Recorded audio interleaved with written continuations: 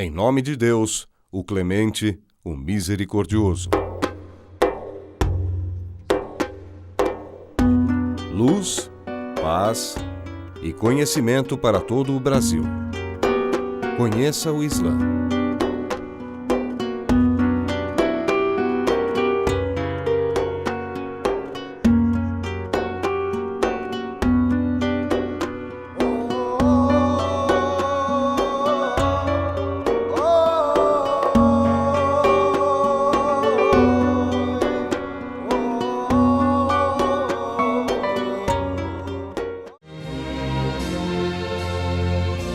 Michael Hurt, o autor americano do famoso livro Os 100 Maiores, uma lista das pessoas mais influentes da história, escolheu o profeta Muhammad para encabeçar a lista. Ele disse: A minha escolha de Muhammad para encabeçar a lista das pessoas mais influentes do mundo pode surpreender alguns leitores e pode ser questionada por outros, mas ele foi o único homem na história que foi supremamente bem-sucedido em ambos, religião e níveis seculares. É esta combinação ímpar de influência secular e religiosa que me fez sentir que Muhammad deva ser considerado o mais influente personagem na história da humanidade.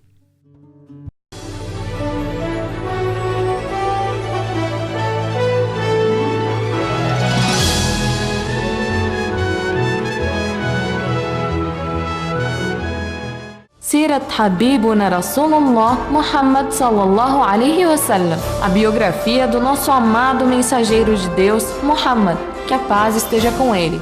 Hoje, querido Ahmed, vou falar sobre o último dos mensageiros, que é o nosso amado profeta Muhammad, que a paz esteja com ele. Os especialistas em genealogia concordaram que a linhagem do profeta chega até Ismael, filho de Ibrahim, que a paz esteja com todos eles. Em que ano ele nasceu? Que a paz esteja com ele. Ele nasceu, que a paz esteja com ele, numa segunda-feira, dia 12 do terceiro mês do calendário islâmico, no ano do elefante. O ano do elefante foi chamado assim porque o rei da Abissínia queria conquistar a cidade de Maca e derrubar Al-Kaaba, mas Deus, o Poderoso, o impediu. A história é relatada na Surata Al-Fir. O mensageiro de Deus tinha muitos nomes. O mais famoso deles é Muhammad, Ahmed, Al-Mustafa e Al-Aqib, o confiante em Deus. Ele nasceu órfão de pai. Sua mãe estava grávida dele quando seu pai, Abdullah, morreu numa viagem para Al-Madina. Ele havia ido visitar seus familiares Banu an-Najjar. Quando nasceu, Halima As-Sadia o levou para amamentar. Era o costume dos árabes buscarem amamentadoras para seus filhos recém-nascidos. Depois disso, voltou para ficar sob os cuidados de sua mãe, Amina. Quando ele atingiu 6 anos de idade, que a paz esteja com ele, sua mãe faleceu. O seu avô, Abdul Muttalib, ficou encarregado para cuidar dele, mas veio a falecer depois de 2 anos. Ele ficou sob os cuidados de seu tio paterno, Abdul Talib. O profeta, que a paz esteja com ele, tinha 8 anos de idade. Deus, o Altíssimo, providenciou a educação de seu mensageiro desde que era criança. Ele era educado, de bom caráter e só dizia a verdade. Honesto, puro e sincero, além de amar o bem. Tinha uma personalidade forte e uma opinião correta e sensata. Deus o preservou das obscenidades que poderiam atingir sua natureza pura. Trabalhou como pastor e também como comerciante com seu tio Abu Talib. As pessoas deixavam suas coisas com ele para guardar por causa de sua honestidade e veracidade. Quando o profeta e seu tio estavam numa viagem de negócios na Síria, ele encontrou Buhaira, que era um padre na cidade de Busra. O padre disse que Muhammad teria um futuro grandioso e avisou Abu Talib para ter cuidado com os judeus que poderiam querer prejudicar o seu sobrinho Muhammad, que a paz esteja com ele. O profeta, que a paz esteja com ele, presenciou uma guerra tribal quando tinha 20 anos, assim como presenciou também a coalizão que aconteceu na casa de Abdullah bin Jadã a partir desta coalizão. Se os moradores de Maca achassem algum injustiçado, eles iriam ajudá-lo contra seu agressor. Ele participou também na construção de Al-Kaaba quando tinha 35 anos. Graças à sua sabedoria e sensatez, ele soube como evitar uma guerra entre as tribos da cidade de Maca. As tribos não chegavam a um acordo sobre quem teria a honra de colocar a Pedra Negra no seu devido lugar. Finalmente concordaram em ouvir a opinião do profeta Muhammad, que a paz esteja com ele. Um deles disse: Eis o fiel! Eis o fiel! Eles pediram que ele solucionasse o impasse, e então o profeta sugeriu uma solução que agradou a todos eles. Ele pediu um tecido e colocou a Pedra Negra no meio. Pediu então que cada tribo escolhesse um representante para pegar uma das extremidades do tecido. Eles carregaram o tecido com a Pedra Negra no centro até o local e foi o próprio profeta que colocou a Pedra Negra no seu lugar. Todos ficaram felizes com esta solução sábia que preservou suas vidas. Mas que ideia genial, vovô! Khadija, filha de Khuwailid, ficou sabendo das virtudes de nosso amado profeta, que a paz esteja com ele, além de sua fama como um homem honesto e fiel. Ela pediu para ele trabalhar em seu comércio. Khadija era muito rica e pertencia a uma família nobre e respeitada. Ele trabalhou para ela e conseguiu muitos lucros. Ela gostou dele porque ele era muito virtuoso, então o pediu em casamento e ele aceitou. Ele tinha 25 anos de idade, enquanto ela tinha 40 anos. Khadija foi uma excelente esposa. Todos seus filhos são como ela, exceto Ibrahim. O povo de Maca vivia totalmente extraviado. Eles adoravam as estátuas, bebiam bebidas alcoólicas, negociavam com juros, praticavam jogos de azar e enterravam suas filhas vivas com medo da pobreza e desonra. O profeta, que a paz esteja com ele, ficava triste diante daquela decadência moral e espiritual de seu povo. Ele costumava se isolar na gruta de Hira para meditar e pensar no universo e seu Criador. Um dia, o anjo Gabriel apareceu para o profeta e disse: Leia. O profeta, que a paz esteja com ele, respondeu: Eu não sei ler. O anjo Gabriel abraçou o profeta muito forte e o soltou, dizendo: Leia. O profeta, que a paz esteja com ele, respondeu: Eu não sei ler. E isso se repetiu 3 vezes. O anjo Gabriel disse: Lê em nome de teu Senhor que criou o ser humano de uma aderência.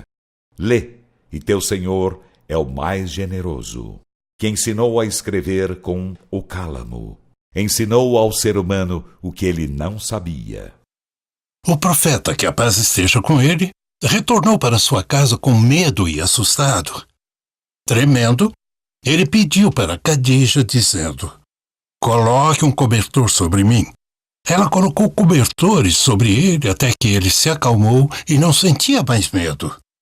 A senhora Khadija perguntou sobre o ocorrido. O profeta, que a paz esteja com ele, contou o que aconteceu.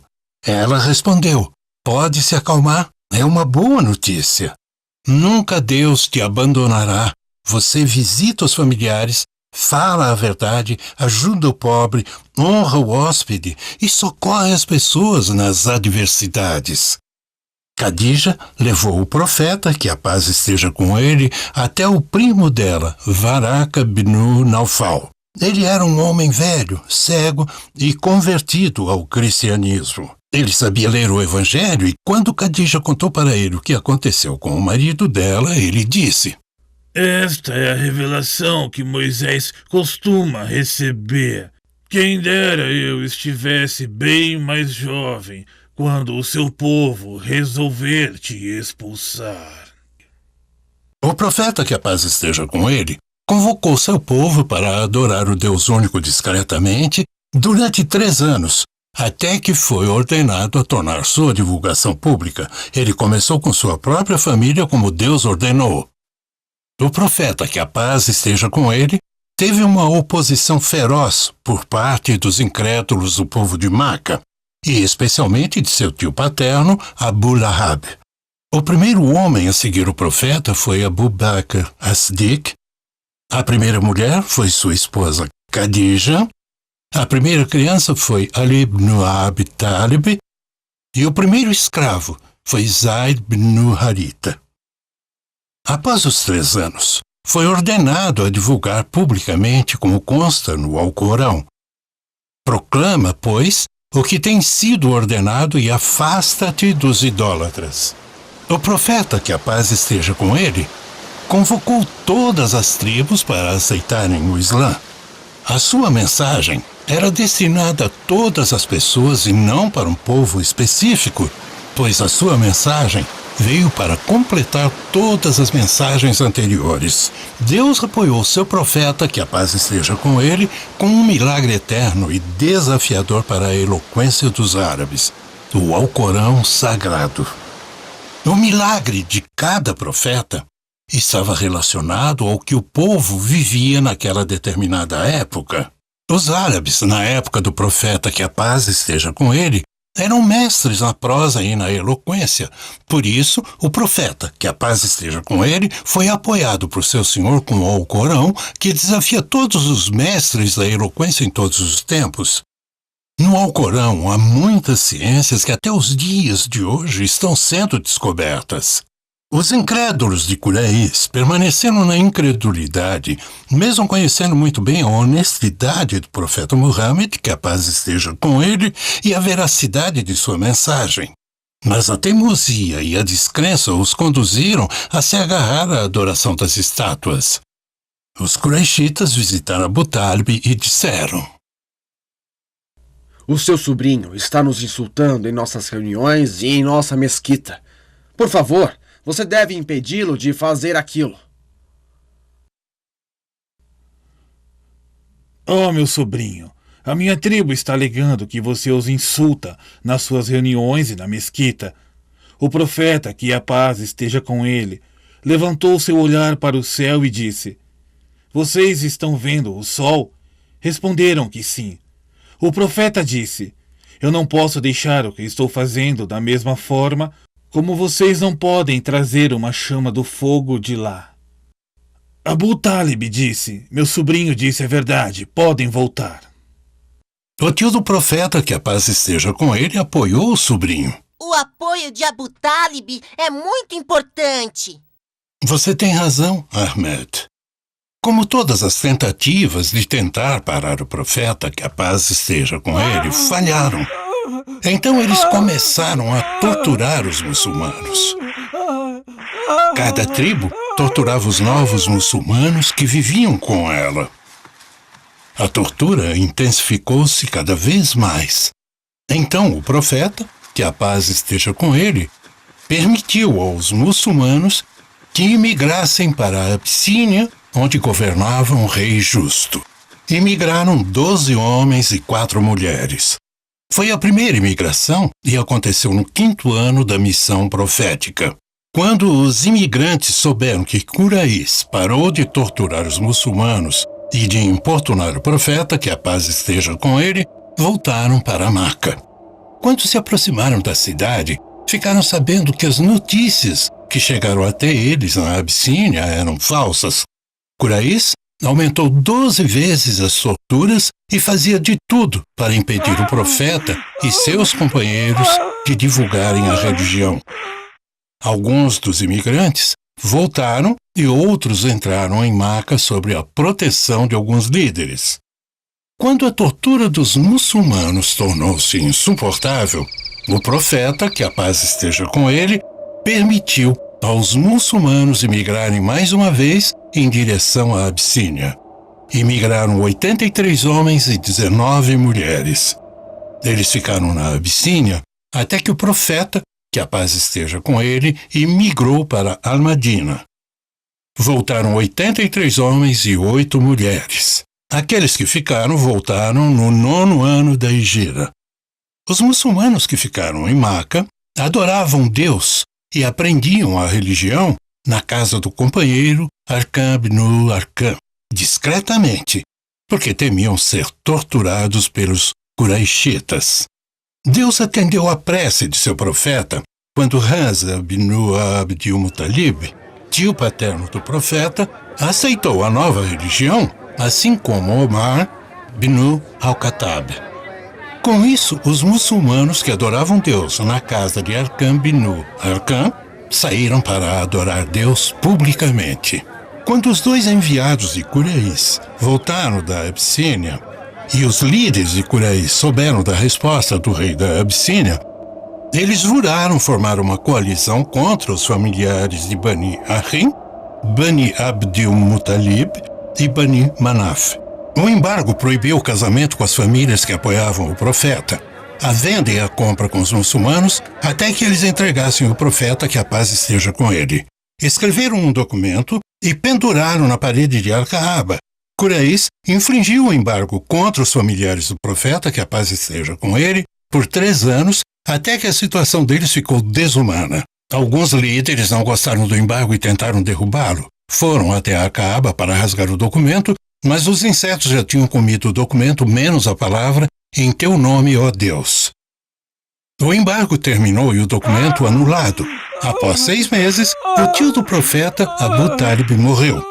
Depois de 3 dias, faleceu também a senhora Khadija, esposa do profeta, que a paz esteja com ele. A tortura aumentou. O profeta, que a paz esteja com ele, chamou aquele ano de Ano da Tristeza. Os idólatras de Quraysh tentaram desanimar o profeta e fazer com que ele parasse a divulgação do Islã.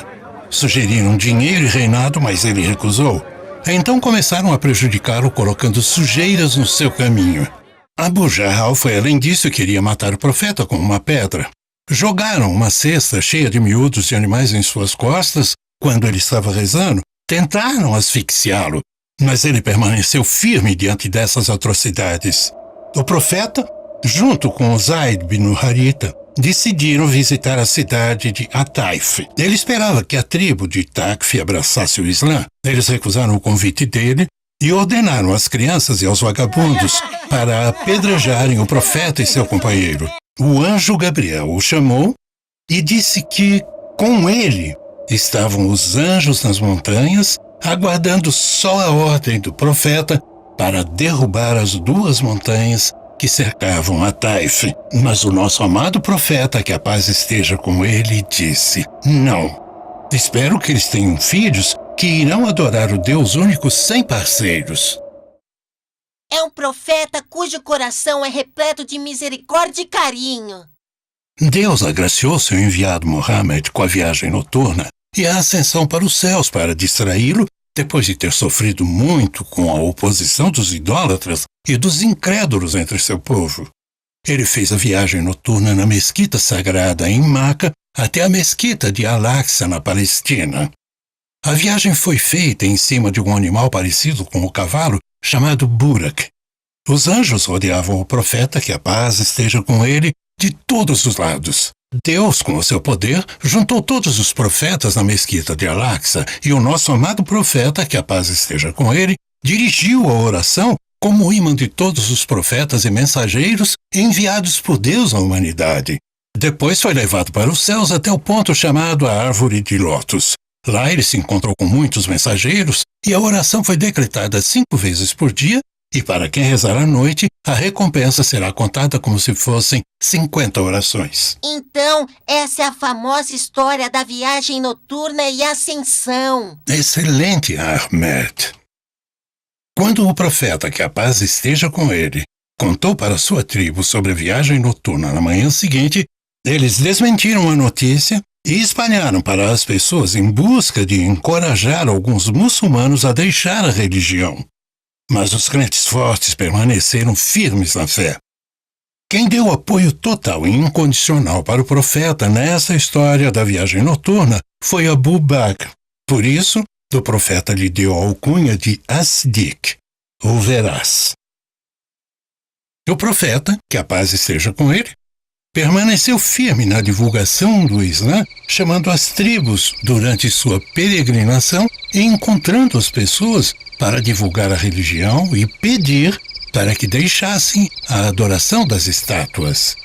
A tribo de Quraysh sempre colocava uma pessoa atrás do profeta para dizer: não acreditem nele, ele é um mentiroso, ele deixou a religião de seus pais. Durante uma estação de peregrinação, vieram 2 tribos árabes que moravam em Al-Madina. São Al-Waz e Al-Ajara. O profeta, que a paz esteja com ele, apresentou para eles o Islã. Eles já tinham ouvido os judeus falarem sobre a vinda de um profeta nessa época. Eles gostaram do profeta, que a paz esteja com ele, o acompanharam e depois voltaram para a cidade deles. No ano seguinte, o profeta, que a paz esteja com ele, encontrou 6 homens da tribo Al-Ajara. Todos abraçaram o Islã. Quando voltaram para Al-Madina, convocaram todas as pessoas para abraçar a nova religião e todas as famílias entraram no Islã.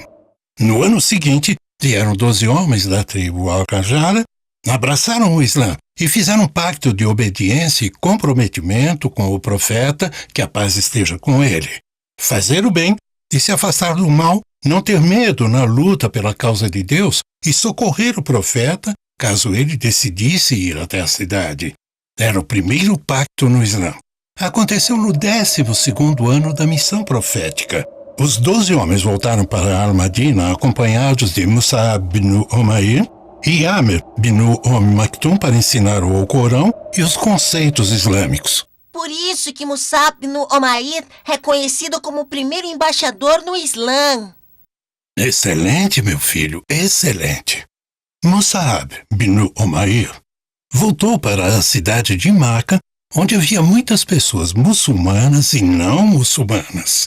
O profeta, que a paz esteja com ele, encontrou-se com 73 homens e 2 mulheres. Eles concluíram um pacto de apoio total ao profeta. O primeiro a apertar a mão do profeta em sinal de concordância foi Al-Bara bin Ma'ruf. O profeta designou 12 homens responsáveis pelo grupo, sendo que 9 responsáveis eram da tribo Al-Khazara. Então isso significa que este é o segundo pacto. Você é muito inteligente, meu filho. Quando a tribo de Quraysh soube do pacto celebrado, teve medo que os muçulmanos se fortalecessem e que a mensagem do profeta ficasse mais atraente. Então começaram a pensar em como enfrentar a nova força. Naquele ano, o Deus Altíssimo permitiu que o profeta e seus seguidores imigrassem para Al-Madina. Os muçulmanos começaram a imigração aos poucos, individualmente e depois coletivamente. Os idólatras de Quraysh se reuniram para debater a questão do profeta e o que poderia ser feito contra ele. Vamos prendê-lo e colocá-lo numa prisão com grades de ferro até ele morrer. Vamos expulsá-lo de nossa cidade. Depois disso, juro por Deus que não importa para onde ele for ou o que ele irá fazer.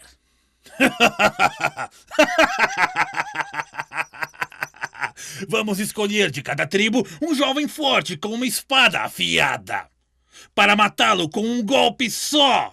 Assim seu sangue será derramado entre as tribos. A família de Abd-Manaf não pode com todas as tribos.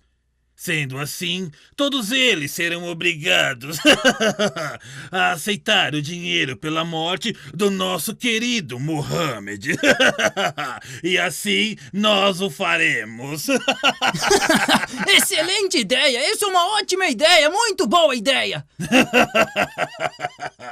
Deus, o Todo-Poderoso, revelou a seu mensageiro a conspiração que tramavam contra o seu povo. O profeta, que a paz esteja com ele, pediu a Ali ibn Abi Talib para dormir na cama dele aquela noite e também colocar o seu manto. Por isso, Ali é chamado de o primeiro. Os jovens escolhidos que queriam matar o profeta ficaram na porta esperando, mas o profeta, que a paz esteja com ele, saiu sem ser visto. Ele tinha um pouco de terra na mão que colocou sobre as cabeças deles, recitando os primeiros versículos de Surata e assim. E fizemos uma barreira diante deles e uma barreira de trás deles, e nevoamo-lhes as vistas, então nada enxergam. Ele foi embora sem ser percebido. Quando amanheceu, um homem passou perto dos jovens e perguntou: "O que vocês estão esperando?" Estamos esperando por Muhammad. Ele já saiu da casa dele. Não, ele não saiu. Já faz tempo que estamos esperando aqui por ele. Ali ibn saiu. E eles perguntaram: Ei, ó Ali! Cadê o Muhammad? Ali respondeu que não sabia nada a respeito de Muhammad. A tribo de Quraysh enlouqueceu quando soube da notícia e decidiu enviar homens para tentar capturar o profeta. Abu Bakr as-Siddiq acompanhou o profeta, que a paz esteja com ele, na sua viagem em direção a Al-Madina. Eles andaram até chegar à gruta chamada Tar. Ficaram dentro da gruta por 3 dias. Abdullah bin Abu Bakr trazia para os dois as notícias de Quraysh, enquanto Amina Bidu Fuhaira pastoreava perto da gruta e lhes dava o leite. Os especialistas em reconhecer pegadas conseguiram rastrear os passos do profeta. Eles chegaram até a gruta, mas não imaginaram que o profeta poderia estar ali dentro. Quando os homens pararam perto da entrada da gruta, Abu Bakr, que escutava suas vozes, temia pela vida do profeta, que a paz esteja com ele. Este o acalmava, dizendo: Ó Abu Bakr, como será a situação de 2 pessoas cujo terceiro é Deus? Não fique triste. Deus está conosco. Depois que as buscas cessaram, os dois saíram da gruta e pegaram os camelos em direção de Al-Madina. An-Nihaya. Fim.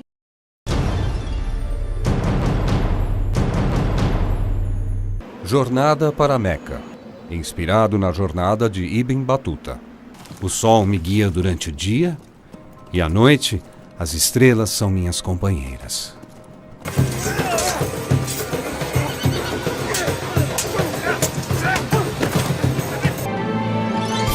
Histórias animadas sobre o Islã. Senhora, por favor, chega de derramar sangue.